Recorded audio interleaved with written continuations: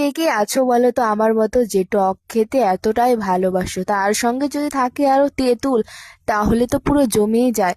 তো আজকেই ঠিক তেমন স্নান করে বসে পড়েছি, আমার একটা বোন নিয়ে এসে বলল যে তেঁতুল এনেছি। তো যাই হোক, টমেটো ছিল ঘরে অনেক দিনকার, তো এগুলো নষ্ট হয়ে যাচ্ছে, তাই ভাবলাম যে খেয়ে ফেলি, তাহলে তার থেকে তার ভালো হবে। তো তেঁতুলটা ভিজিয়ে রেখেছিলাম, আর এইদিকে টমেটোগুলো ছোট ছোট করে কেটে নিচ্ছিলাম। স্নান করেই কিন্তু আমি বসে পড়েছি দেখো টক খাওয়ার উদ্দেশ্যে। এরপর তেঁতুল জলটা, যে জলটা ভিজিয়ে রেখেছিলাম, জলটা কিন্তু কম হয়ে গেছে, ঝুলটা বেশি হয়নি, যে কারণে মানে লাস্টে মাখানোর পর আর খেতে যা হয়েছিল গাইস, তোমরা যদি একদিন খেতে আমার হাতের এরকম টক বা যে কোনো জিনিস মাখা, তাহলে হয়তো মানে কি বলবো আর। তো একদিন তোমরা সবাই আমাদের বাড়ি চলে আসবে খেতে। দেখো, টমেটো মাখা করতে কিন্তু সেই রকম জিনিস দরকার হয় না, শুধু গন্ধরাজ লেবু পাতা আর লঙ্কা, লবণ, সামান্য মাত্র একটু চিনি দিয়েছিলাম। তো এইগুলো দিয়েই কিন্তু মাখাচ্ছি।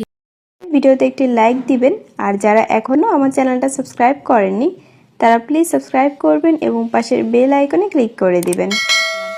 আমার এই ভিডিওটা যখন আমি এডিটিং করছিলাম, তখন দেখে আমার জিভে রীতিমতো জল চলে আসছিল, মানে এতটাই খেতে মন চাচ্ছিল, কি বলবো। তোমাদের কার কার জিভে জল আসছে অবশ্যই জানাও। আর দেখো, জাস্ট কি সুন্দর একটা মানে স্মেল বেরোচ্ছিল তেঁতুলের, সেই ভালো লাগছিল যখন মাখাচ্ছিলাম। এই ভিডিওটা বারবার দেখছি, আমার আর খেতে ইচ্ছে করছে। দেখো, খাওয়ার পর তো আমি পুরোই ফিদা, শুধু একটু লবণটা কম হয়েছিল। এরপর সবকিছুতে কিন্তু আইডিয়া করে লবণ দেওয়া যায় না, যেহেতু টক জিনিস একটু লবণটা বেশি লাগে।